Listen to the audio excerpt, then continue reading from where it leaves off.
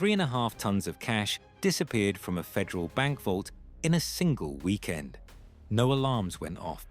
No cameras caught anything. The security system reported everything was fine. By the time anyone noticed, the thieves had a 44-hour head start, a fake company covering their tracks, and a hole in the floor that led to a tunnel nobody knew existed. 20 years later, the man who planned it is dead, shot 7 times on a quiet road hundreds of miles from home. The man who built the tunnel escaped prison and has never been caught. And out of the $70 million that walked out of that vault, 46 million is still missing.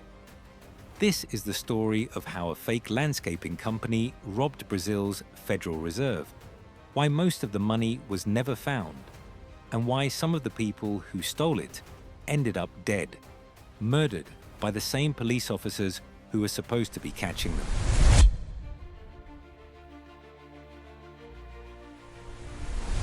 Fortaleza in 2005 wasn't a wealthy city. Ceará, the state it sits in, was one of the poorest regions in Brazil. Limited work, chronic drought, and a growing network of organized crime groups expanding across state lines. One of them was a man nicknamed Alemão, the German. His real name was Antonio Jusivan Alves dos Santos. Methodical, quiet, the kind of criminal who planned everything 3 moves ahead. Alongside him was a man called Tatuzão, the big armadillo, the intellectual architect who understood soil, engineering, and ventilation well enough to design what was about to happen beneath Fortaleza. Then there was the insider, a security employee at the Banco Central named Ducimar Neves Queiroz, who fed the gang internal information about the bank's layout, sensors, and surveillance systems. Without him, none of this works. The gang was structured in cells, diggers, scouts, financiers, each person knowing only what their role required. Most were promised shares of the stolen funds instead of upfront pay, which kept people loyal and kept money off any paper trail. Between 25 and 40 people were involved, and one of them was the mayor of Boa Viagem, a Brazilian politician implicated in financing part of the operation and helping with the escape afterward. Let me say that again. The planning included a sitting mayor. This wasn't a gang with a wild idea. This was an organized operation with funding, political cover, and an inside source at the heart of the most secure vault in northeastern Brazil. All they needed now was a cover story.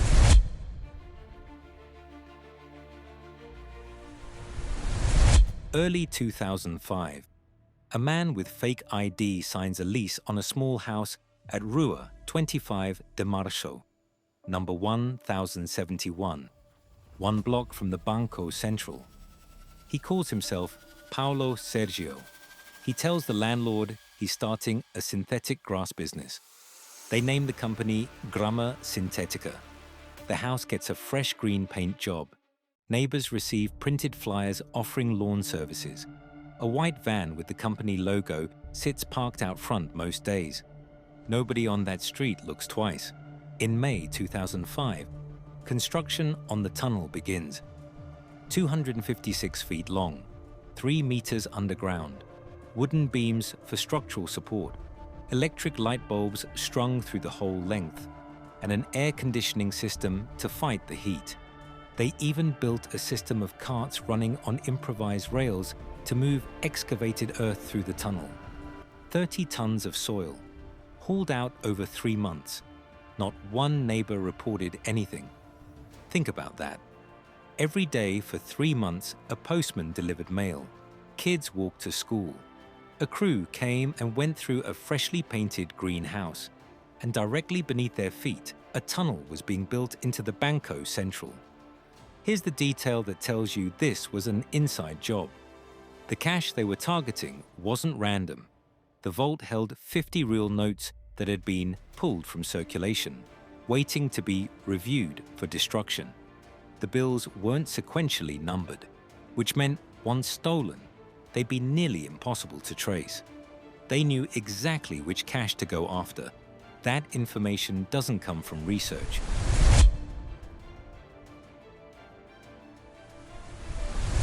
August 5th, 2005. A Friday, holiday weekend. The financial district is empty. That afternoon, the crew moves into position inside the tunnel. They begin cutting through the vault floor, 1.1 meters of reinforced concrete and steel, using professional tools, possibly with diamond-tipped bits. It takes hours, quiet, controlled, no rushing.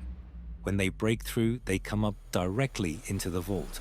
5 containers, exactly where the insiders said they'd be. Stacks of 50 real notes in neat bundles, 3.5 tons of cash. With no rush and no panic, the crew loads the money into bags and moves it back through the tunnel. Dozens of trips, no alarms, no cameras catching anything. When they finish, they leave behind juice cartons, energy drink cans, and a few pairs of knee pads. Then they collapse the tunnel entrance, abandon the house, split into small groups, and scatter across Brazilian states. That gives them a 44-hour head start.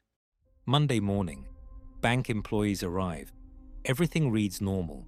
The security system shows green. Someone walks down to the vault and enters the code. Empty room, hole in the floor, silence. The bank hadn't insured the money. A spokesperson later said the risk was considered too small to justify the premiums. $70 million, uninsured, gone.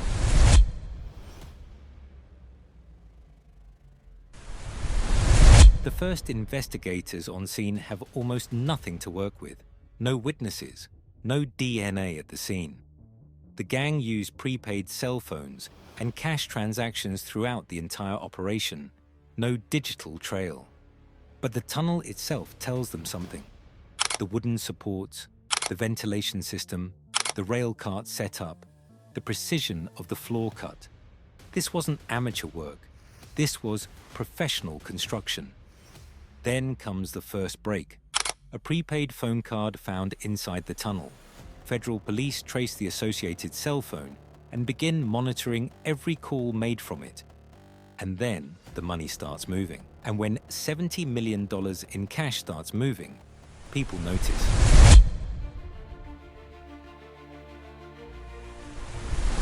Here's where this story becomes something else entirely. Because stealing $70 million is one problem. Making it disappear into the legal economy is another. And that's the problem that broke them. You have 3.5 tons of cash split across dozens of people. You can't deposit it. You can't wire it. You can't spend it openly. Every single note is a potential arrest. The plan was to break it up and push it through every dirty channel available. Portions of the money went into São Paulo real estate, properties bought at inflated prices using middlemen whose names appeared on the paperwork instead of the actual buyers.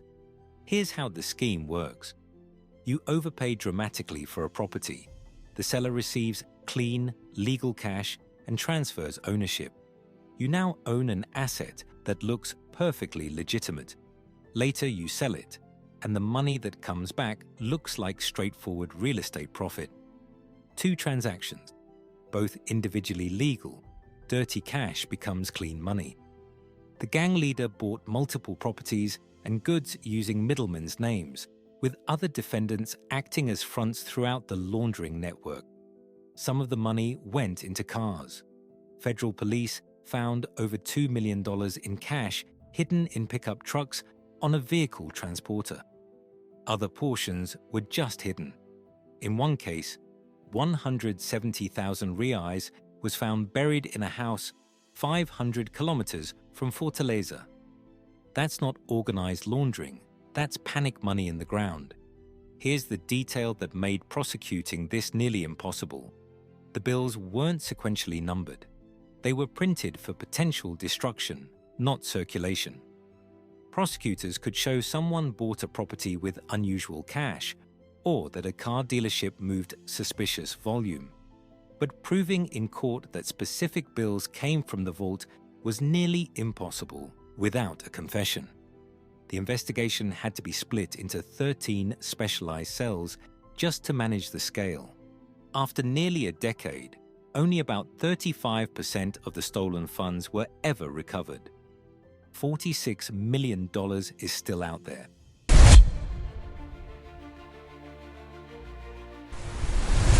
While investigators were piecing together the money trail, something else was happening, something far more violent. One crew member bought 10 cars in cash within weeks of the heist, in a city where $70 million had just gone missing. That didn't just attract police, it attracted other criminals. Luis Fernando Ribeiro was 26 years old, one of the financiers. On October 8, 2005, 2 months after the heist, he was abducted outside a nightclub in São Paulo.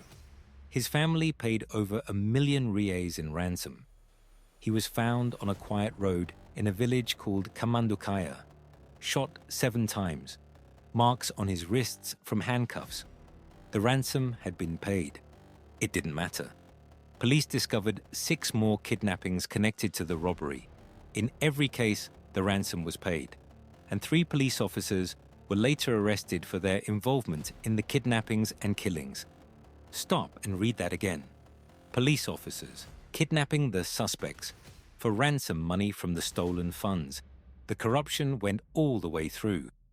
The body of another suspect, Evandro José das Neves, was found in a São Paulo favela in October 2006.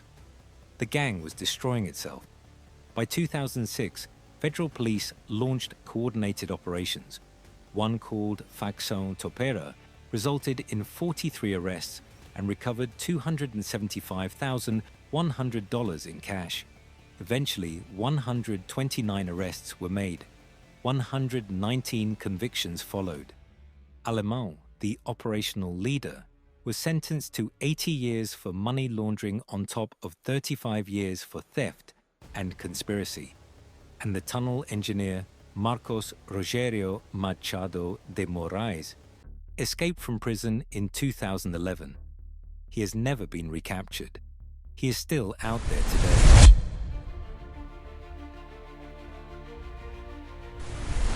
$70 million stolen, about $24 million recovered, $46 million still unaccounted for.